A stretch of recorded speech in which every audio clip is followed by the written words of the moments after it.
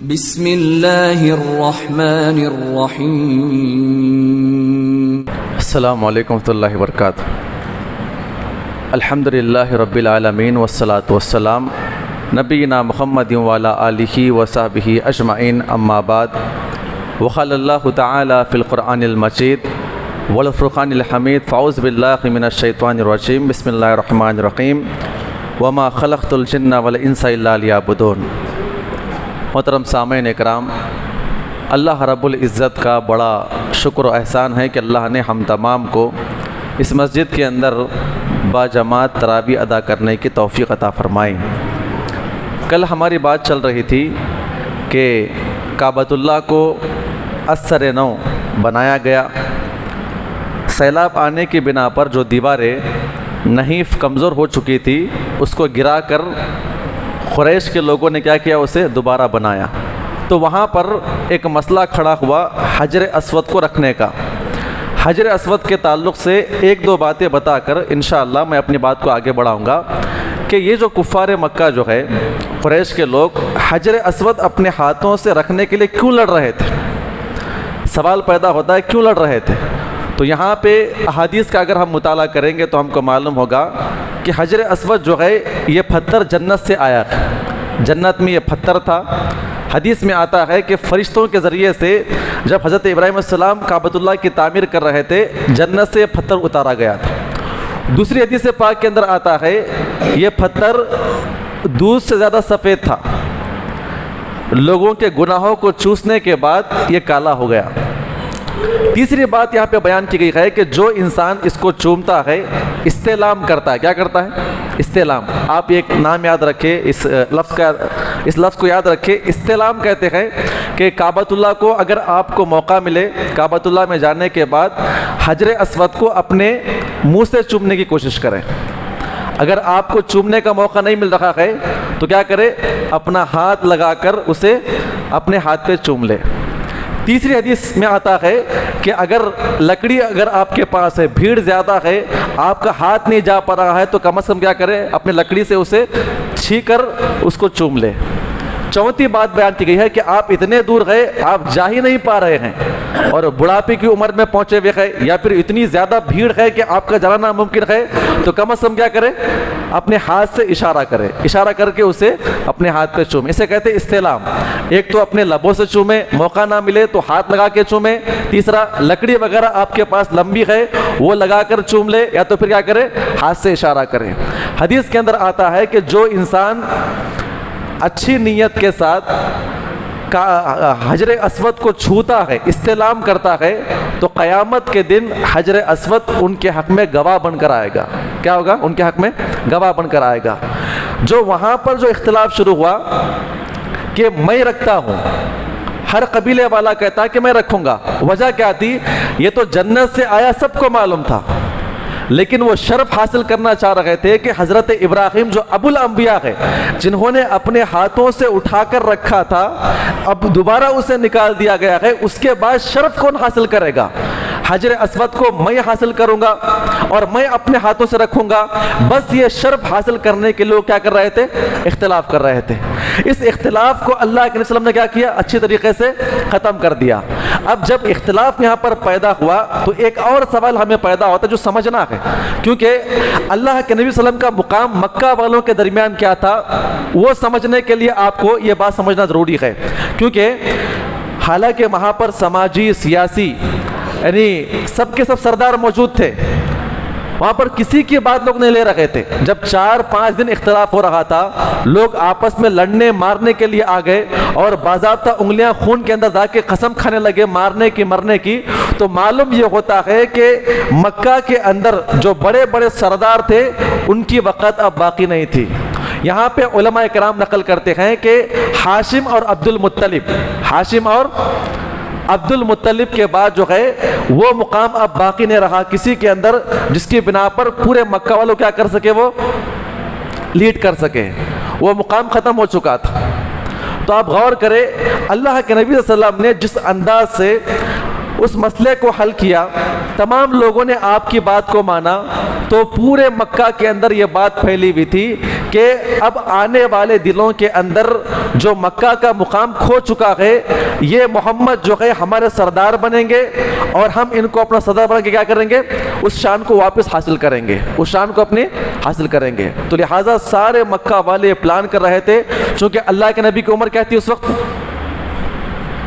ہاں جی 25 سال تھی، 35 سال تھی نا، 35 سال تھی، کیونکہ سردار بننے کے لیے کتنی عمر ہونا چاہیے تھا؟ 40 سال، کیونکہ وہاں پر بھی وہی رولز تھا، اور آج بھی ہمارے پاس یہی رولز ہے نا۔ وزیر اعظم بننے کے لیے کتنے سال عمر ہونا چاہیے آپ کو؟ 40 سال، کیونکہ 40 سال ایک ایسا پیریڈ ہوتا ہے جہاں پر ہر اعتبار سے انسان کیا ہوتا ہے، مضبوط ہو جاتا ہے۔ تو یہ لوگ امید لگائے بیٹھے ہوئے تھے کہ اب ہمارے پاس ایک سردار تیار ہو چکا ہے، اب ہمارے جزیرۃ العرب کے اندر حکومت کرے گا، اور تمام جگہ کیا کرے گا، وہ عدل و انصاف قائم کرے گا۔ یہ تمام چیزیں چل رہی تھی۔ اس کے بعد ایک اور بات واقعہ نقل کیا گیا ہے کہ اللہ کے نبی صلی اللہ علیہ وسلم ابھی چھوٹے تھے، آپ صلی اللہ علیہ وسلم کا مقام کتنا بڑھ رہا تھا، ہر قبیلہ کیا کر رہا تھا، اللہ کے نبی صلی اللہ علیہ وسلم سے اپنے رشتے کو جوڑنے کی کوشش کر رہا تھا۔ ایک چھوٹا واقعہ علماء کرام بیان کرتے ہیں، اس واقعے سے آپ سمجھے کہ اللہ کے نبی صلی اللہ علیہ وسلم کا مقام کتنا بڑھ چکا ہوگا کہ آپ صلی اللہ علیہ وسلم چھوٹے تھے، حضرت ابو طالب اور ابو لہب کے درمیان اختلاف ہوا، ہوتے نا بھائیوں میں اختلاف ہوتا ہے، تو اللہ کے نبی صلی اللہ علیہ وسلم ابھی چھوٹے تھے، یہ منظر دیکھ رہے تھے، دونوں میں انبن ہو رہی تھی، حالانکہ ابو طالب بڑے تھے، ابو لہب ان سے چھوٹا تھا، آپس میں اختلاف کر رہے تھے۔ اختلاف کرتے کرتے یہ لوگ انبن کرتے کرتے ہاتھ اٹھانا شروع کر دیے، اور لڑائی ہو گئی، گھر کے اندر لوگ لڑ رہے، دونوں لڑ رہے آپس میں، ایک دوسرے کو مار رہے، گرا رہے ہیں۔ اللہ کے نبی صلی اللہ علیہ وسلم یہ منظر دیکھ رہے تھے، کیا دیکھتے ہیں کہ ابو لہب جو ہے ابو طالب کو نیچے گراتا ہے، اور نیچے گرا کر سینے پہ چڑھ کے مارنا شروع کیا، اور بے تحاشا مار رہا تھا۔ اللہ کے نبی صلی اللہ علیہ وسلم کو رہا نہیں گیا، آپ چھوٹے تھے اور دیہات میں پل کے بڑے ہو کر آئے تھے، تو آپ کا جسم بڑا مضبوط تھا، آپ دوڑتے ہوئے آئے اور ابو لہب کو نیچے ڈھکیل دیا۔ نیچے ڈھکلنے کے بعد ابو طالب اس کے اوپر آئے اور ابو لہب کو مارنا شروع کیا۔ ابو لہب جو نیچے گر کے مار کھاتے ہوئے کہہ رہا تھا، اے محمد یہ کیا انصاف ہوا، یہ بھی تایا ہے، یہ بھی تایا ہے، میں بھی تایا ہوں، وہ بھی تایا ہے، آپ نے بڑا بے انصاف کام کیا ہے، آپ نے کیا کیا ہے، میرے بڑے بھائی کو میرے اوپر کر دیا ہے، آپ نے اس کی جانبداری سے کام کیا ہے۔ اس نے قسم کھاتے ہوئے کہا کہ مرتے دم تک میں تجھ سے کبھی محبت نہیں کروں گا۔ کیا نہیں کروں گا؟ مرتے دم تک میں تجھ سے کبھی محبت نہیں کروں گا، کبھی پیار و محبت سے بات نہیں کروں گا، اور کبھی تیرا میرا رشتہ کبھی قائم نہیں ہوگا۔ لیکن جب اللہ کے نبی نے اتنے بڑے معاملے کو حل کیا، آپ کی شہرت کیا ہو رہی تھی، بلند ہو رہی تھی، یہی خود آدمی آتا ہے اللہ کے نبی کے پاس، آ کر کہتا ہے کہ اے اللہ کے نبی صلی اللہ علیہ وسلم میرے دو بیٹے ہیں، عتبہ اور عتیبہ، عتبہ اور عتیبہ یہ دو بیٹے ہیں، میں چاہتا ہوں کہ آپ کی بیٹیوں سے ان کا نکاح کر دوں، کیا آپ راضی ہیں اس چیز کو لے کر؟ نبی صلی اللہ علیہ وسلم دیکھ رہے تھے کہ بھائی جب شہرت بڑھ رہی تو یہ لوگ جڑ رہے تھے، اور ایک فطرت یہاں پہ بیان کی گئی ہے۔ کیا بیان کی گئی ہے؟ جب تک آپ اچھے رہیں گے خاندان کے اندر، لوگ آپ کے پاس جڑ کر رہیں گے، جیسی حالت آپ کی خراب ہو جائے گی نا تو لوگ آپ کے پاس آ کے دیکھیں گے نہیں اور ملاقات بھی نہیں کریں گے اور آپ کا حال بھی نہیں پوچھیں گے۔ یا فطرت بیان کی گئی ہے۔ اللہ کے نبی صلی اللہ علیہ وسلم نے دیکھا کہ ابھی تو ناراض تھا کئی سالوں پہلے، اب آ کے رشتہ پوچھ رہا ہے، اب اس زمانے کے اندر برادری کے اندر دینے کا معاملہ تھا، تو اللہ کے نبی نے کیا کہا، قبول لیا کہ ٹھیک ہے میں اپنی دو بچیوں کا نکاح آپ سے، آپ کے بیٹے سے کرا دیتا ہوں۔ تو اللہ کے نبی صلی اللہ علیہ وسلم کی دو بچیوں کا نکاح ان کے دو بیٹوں سے ہو چکا تھا، لیکن ودائی نہیں ہوئی تھی، گھر کے اندر ہی تھے بچیاں، بلوغت کا مسئلہ تھا۔ بعض علماء کرام کہتے ہیں کہ ابھی چھوٹی بچیاں تھیں، بعد میں ودا کرنے کا کیا معاملہ تھا، اکثر شادیاں ویسے ہوا کرتی تھی، بچپن میں شادی ہو جایا کرتی تھی، بالغ ہونے کے بعد ودائی ہوا کرتی تھی۔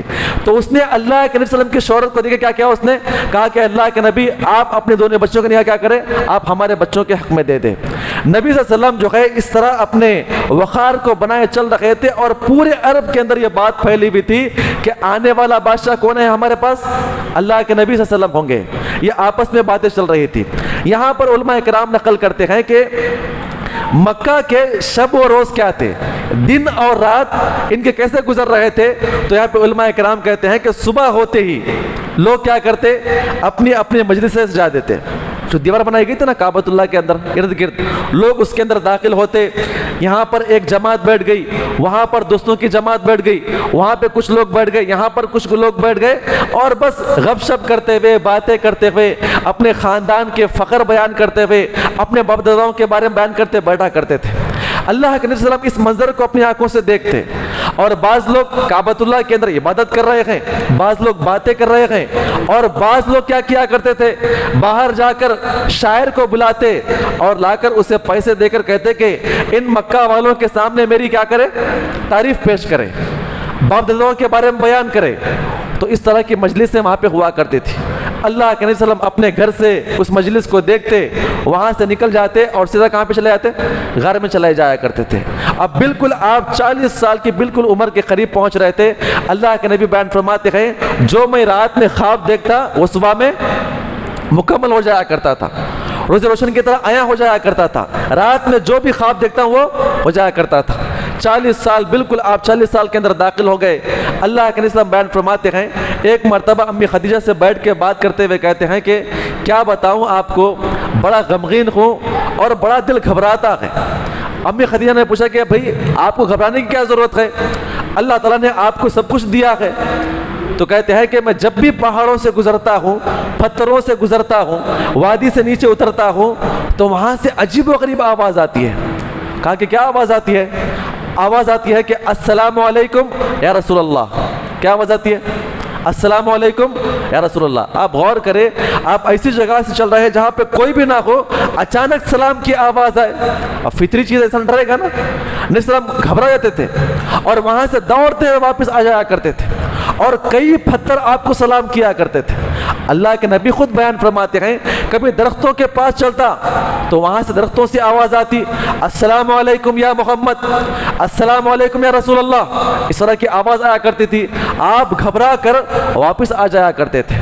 اور بالکل رمضان کا مہینہ قریب تھا، نبی صلی اللہ علیہ وسلم اپنی بیوی سے کہتے ہیں میرا دل چاہ رہا ہے کہ غار حرا میں جاؤں اور وہاں پہ جا کے کیا کروں گا، اللہ کی عبادت کروں گا، اللہ کی یاد میں بیٹھوں گا۔ یا مکہ کے اندر لوگ مسجد کے اندر باتیں کرتے ہیں، اپنی اپنی بات کرتے ہیں، اپنے خاندان کی بڑائیاں پیش کرتے ہیں، کوئی اپنی بات کرتا ہے، کوئی وہ کرتا ہے، کوئی اس طرح کا کرتا ہے۔ مجھے یہ ماحول بڑا پسند نہیں آتا۔ میں کیا کرتا ہوں، اپنے اس مہینے میں کیا کرتا ہوں، عبادت کرنے کے لیے میں یہاں سے نکل جاتا ہوں۔ تو امی خدیجہ بولتی ہے کہ پہلے تو آپ گھبرائے ہوئے ہیں، ڈر رہے ہیں، آپ کو یہاں وہاں سے آوازیں آتی ہیں، پتھروں کے درمیان سے آواز آتی ہے، جب آپ دیکھنے کے لیے جاتے ہیں تو وہاں پر کوئی نہیں رہتا ہے، تو لہٰذا ایسا غم کا ماحول اور ڈر کا ماحول آپ کے اوپر چھایا ہوا ہے، لہٰذا میں آپ کو اکیلے نہیں چھوڑوں گی۔ انہوں نے کہا کہ ٹھیک ہے آپ غار حرا میں جائیے۔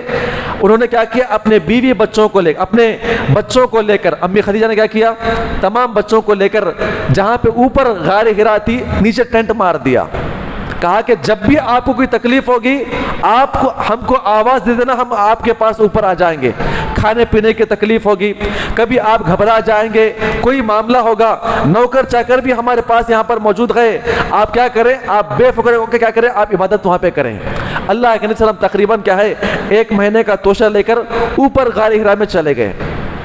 یہاں پر علماء کرام نقل کرتے ہیں کہ 21ویں رمضان تھی، کتنی تھی، 21ویں رمضان تھی، آپ عبادت کرتے ہوئے بیٹھے ہوئے تھے، اور وہ ایسی جگہ پر تھی وہاں پر کوئی نہیں آیا کرتا تھا۔ اور آپ کبھی جائیں گے تو دیکھ لیں غار حرا کتنا اوپر ہے، اور آج تو بس پوری چیزیں بنائی گئی ہے چلنے کے لیے جانے کے لیے۔ اس زمانے کے اندر پہاڑی پتھریلی زمین ہوا کرتی تھی، اور اس وقت اوپر جا کر اور وہاں پر بیٹھنا اور کوئی آدمی وہاں پر آنا یہ ناممکن بات تھی۔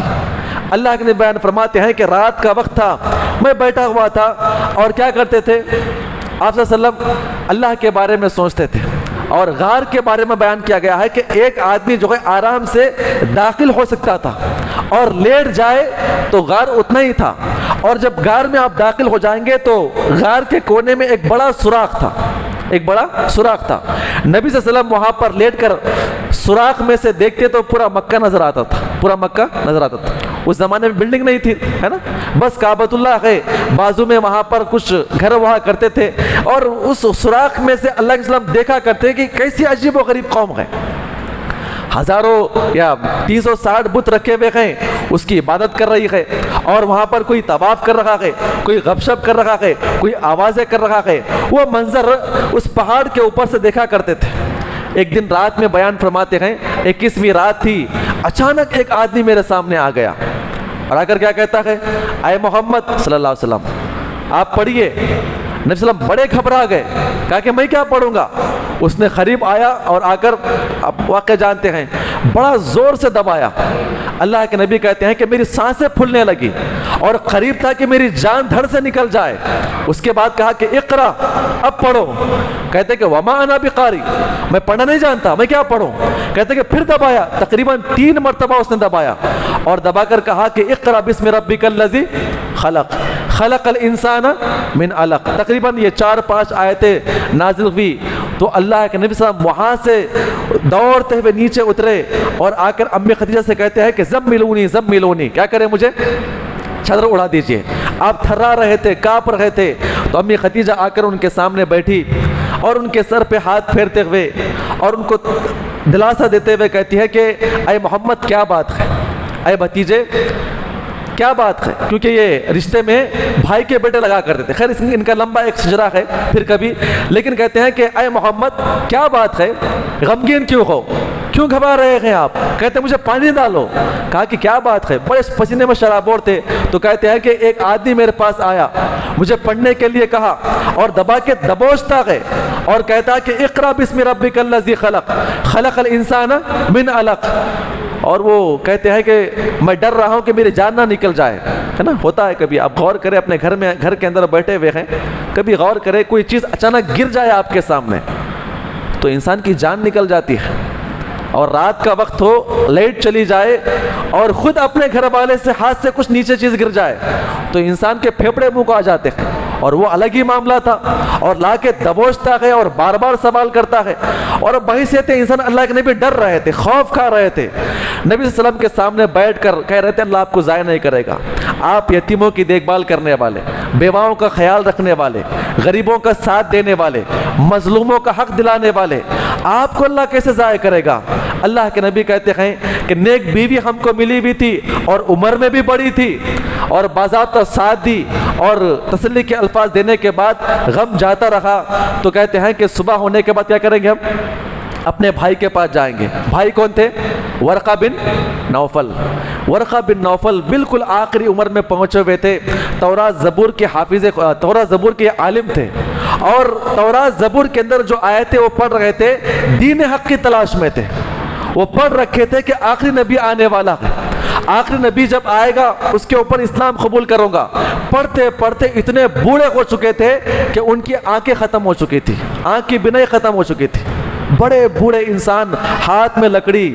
تو حضرت خدیجہ نے اللہ کے نبی صلی اللہ علیہ وسلم کو اپنے ساتھ لیا، کہا کہ جا کے بھائی سے ملاقات کرتے ہیں، ملاقات کر کے معلوم کرتے ہیں کہ ان کے ساتھ معاملہ کیا ہو رہا ہے۔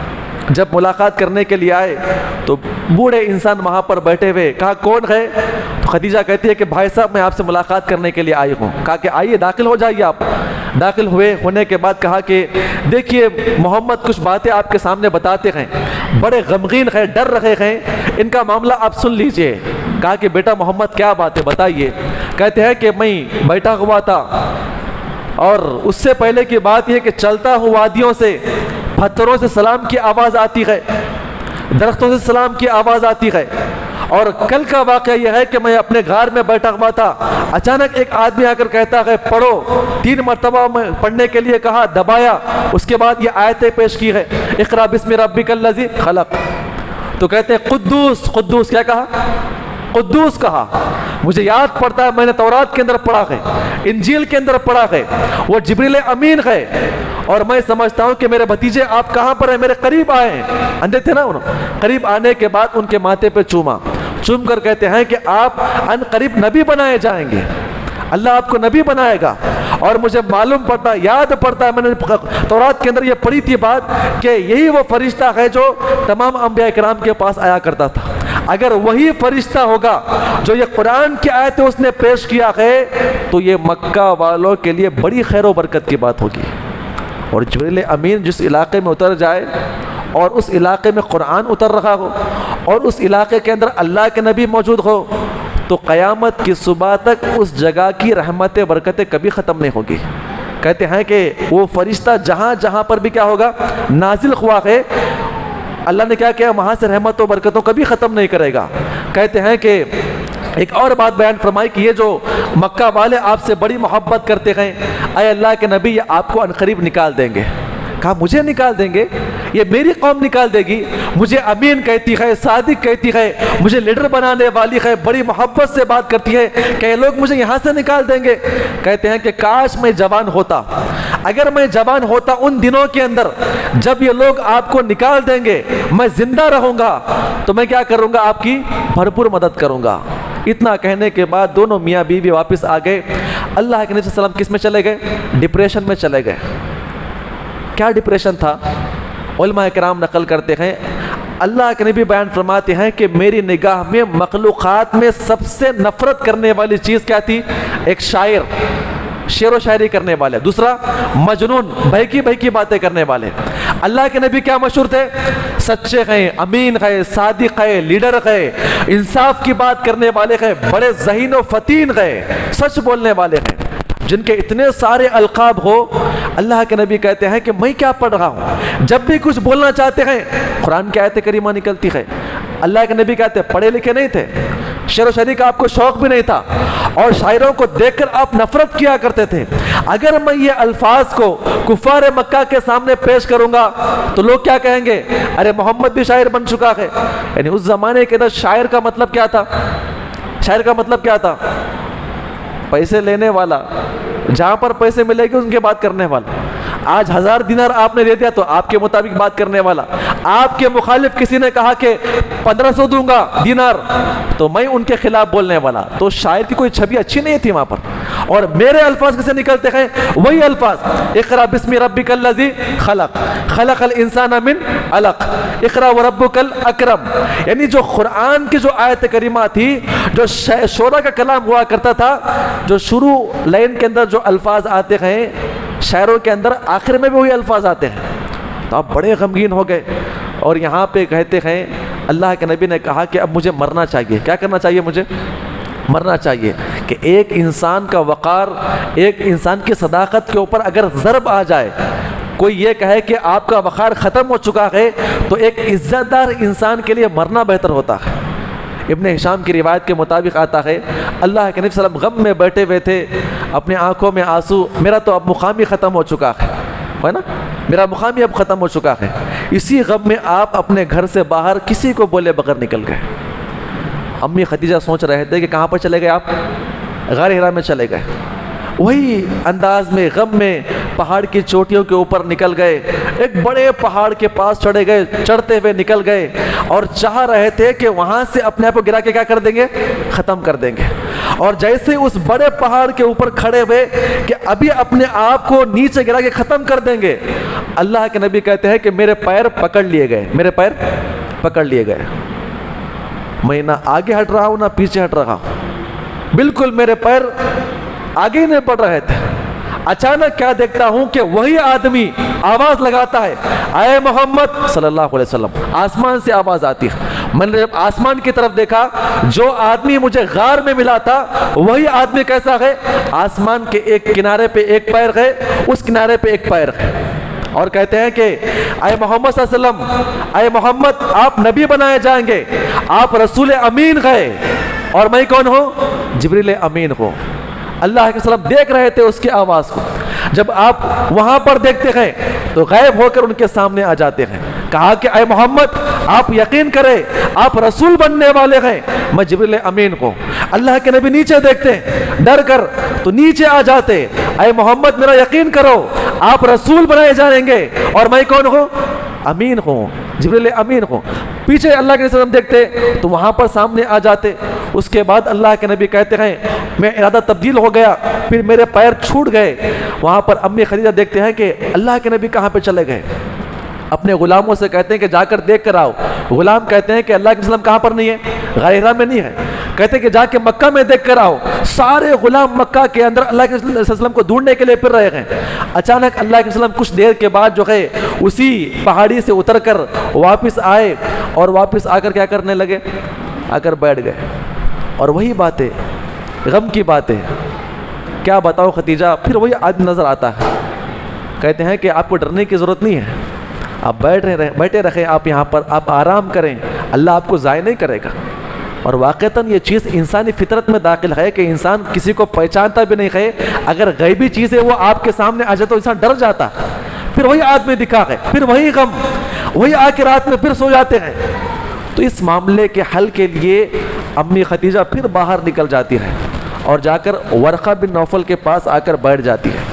کہا کہ مجھے اس کا حل چاہیے, محمد بڑے پریشان ہیں, آپ اس کا حل بتائیے.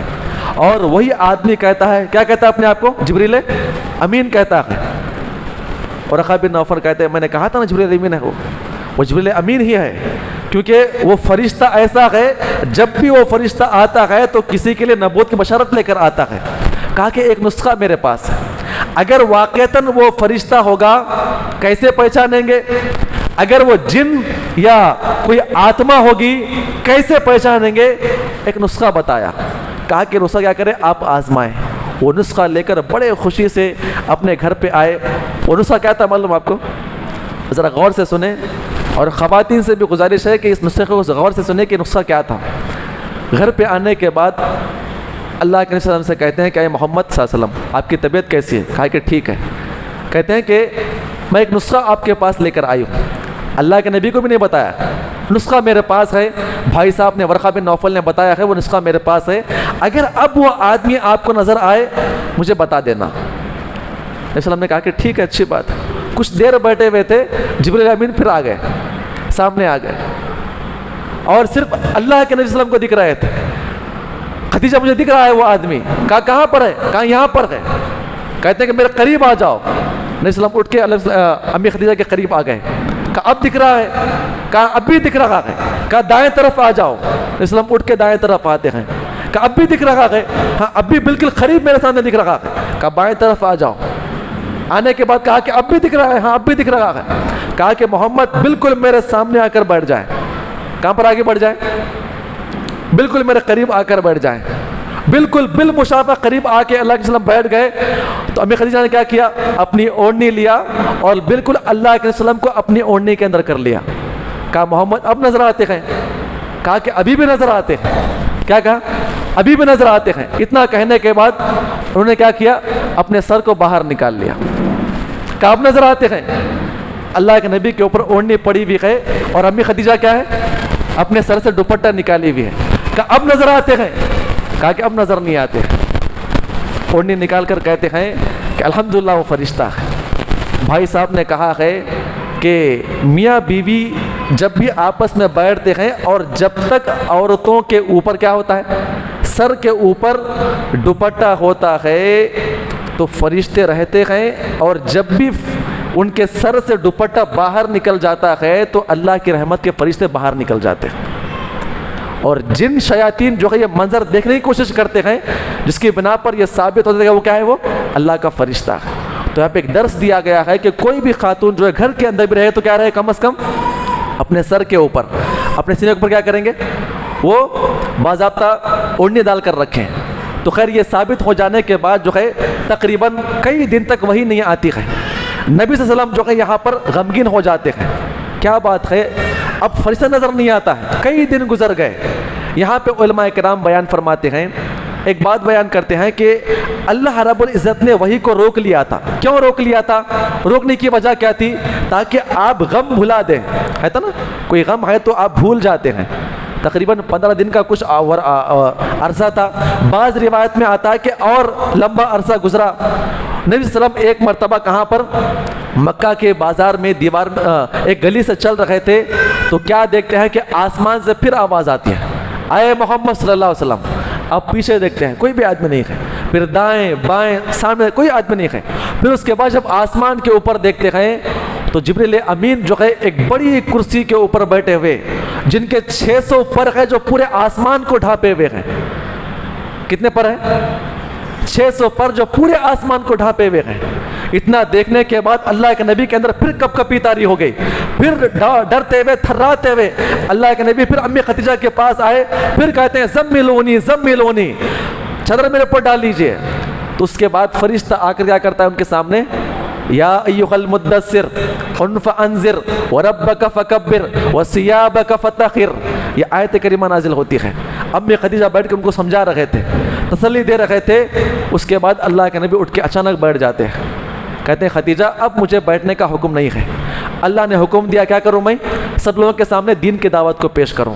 اللہ کے نبی صلی اللہ علیہ وسلم نے جب ان کے سامنے دین پیش کیا تو سب سے پہلے ایک عورت کو اعزاز حاصل ہوا ہے کہ وہ کیا کریں گے، وہ اسلام کو قبول کریں۔ تو عورتوں کا بڑا مقام ہے، عورتوں کے مقام کے اندر ایک مقام یہ رکھا گیا ہے کہ اللہ کے نبی سے سب سے پہلے کس نے اسلام قبول کیا ہے، ایک عورت اس نے اسلام قبول کیا ہے۔ اس کے بعد کیا ہوا کل آپ کے سامنے پیش کیا جائے گا، لیکن بخاری اور مسلم کے اندر ایک چھوٹا واقعہ بیان کیا گیا ہے۔ اللہ سے دعا کرے اللہ ہم تمام کو اس نے عمل کی توفیق عطا فرمائے۔ واقعہ اصل یہ ہے کہ اللہ کے وسلم نبی بنائے جانے کے بعد اوپر مکہ کے پاس یعنی غار حرا میں بیٹھا کرتے تھے۔ ایک مرتبہ آپ صلی اللہ علیہ وسلم کو جو ہے کھانا پہنچانا تھا، امی خدیجہ جو ہے دیکھتی ہے بالکل بڑھاپے کی عمر پہ پہنچی ہوئی ہے، اور نوکر چاکر سب کے سب موجود ہے۔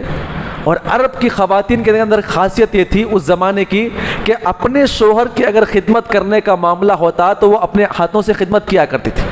حالانکہ خدیجہ کے پاس کتنی ملکیت تھی، اگر وہ چاہتی تو پورے مکہ کو خرید لے، اتنی بڑی ملکیت کے مالک تھی، بڑی تاجر تھی۔ لیکن جب شوہر کی خدمت کا موقع آتا ہے تو آپ غور کریں، اپنے ہاتھ میں توشہ لیے ہوئے، آخری عمر، بڑھاپے کو پہنچی بھی، اور وہ پہاڑ کے اوپر چڑھ رہی تھی، ہانپتے ہوئے، بوڑھی ہو چکی تھی، آدھا پہاڑ چڑھتی ہے، وہاں پہ بیٹھ کے دم لیتی ہے، اور آگے چڑھتی ہے اور دم لیتی ہے، اور آگے چڑھتی ہے اور دم لیتی ہے، ہانپتے ہوئے وہ غار حرا کے پاس چڑھ رہی تھی اپنی شوہر کی خدمت کے لیے۔ اللہ رب العزت کو یہ انداز اتنا پسند آیا، اتنا پسند آیا، اللہ نے کہا کہ جبریل جائے اللہ کے نبی کو سنائے، اللہ رب العزت خدیجہ کی خدمت کو قبول کیا ہے، اور آسمان سے کیا کر رہا ہے، ان کو سلام بھیجتا ہے۔ جبریل امین غائب ہو کے اللہ کے نبی کے پاس آئے، نبی سے کہتے ہیں کہ اے اللہ کے نبی، خدیجہ جو بوڑھی ہو چکی ہے آپ کی خدمت کے لیے نیچے سے آ رہی ہے، اللہ نے ان کے آنے کی خدمت کو قبول کر لیا ہے۔ اور خوش ہو کر اللہ نے کیا کیا ہے، سلام بھیجا ہے۔ کیا کیا ہے، سلام بھیجا ہے، اور موتیوں کے گھر کی کیا کیا ہے، جنت میں بشارت دی ہے، ایک بڑا محل ان کے نام پہ تیار کر دیا گیا ہے۔ اے اللہ کے نبی، خوشخبری سنانے کے بعد کیا کرے، ذرا میرا بھی سلام سنا دینا۔ اور ہانپتے ہوئے اور دم لیتے ہوئے امی خدیجہ جب ان کے پاس آئی، توشہ لے کے رکھا تو اللہ کے نبی مسکرا رہے تھے۔ کہا کہ محمد طبیعت کیسی ہے آپ کی، اور مسکرانے کی وجہ کیا ہے، اللہ آپ کو ہمیشہ خوش رکھے۔ تو آپ غور کریں، اللہ کے نبی بیان فرماتے ہیں ابھی جبریل امین میرے پاس آئے تھے، ہانپ رہے تھے، سن رہے تھے باتوں کو۔ کیا کہا جبریل امین نے، کہا کہ آپ کا نیچے سے اوپر آنا، جو تکلیف آپ کو شوہر کی خدمت کے لیے ہو رہی تھی، اللہ نے قبول کر لیا ہے، اور قبول کر کے اللہ نے آپ کو سلام بھیجا ہے۔ بس یہ الفاظ سننا تھا، اللہ نے مجھے سلام بھیجا ہے، آنکھوں میں بڑے آنسو آ گئے۔ اور آگے سنو، جبریل امین نے بھی سلام بھیجا ہے، کہا کہ اے اللہ کے نبی اور کیا چاہیے ہمیں، اللہ خوش ہو جائے ہم سے۔ کہا کہ جنت کی بشارت آپ کو دے دی گئی ہے۔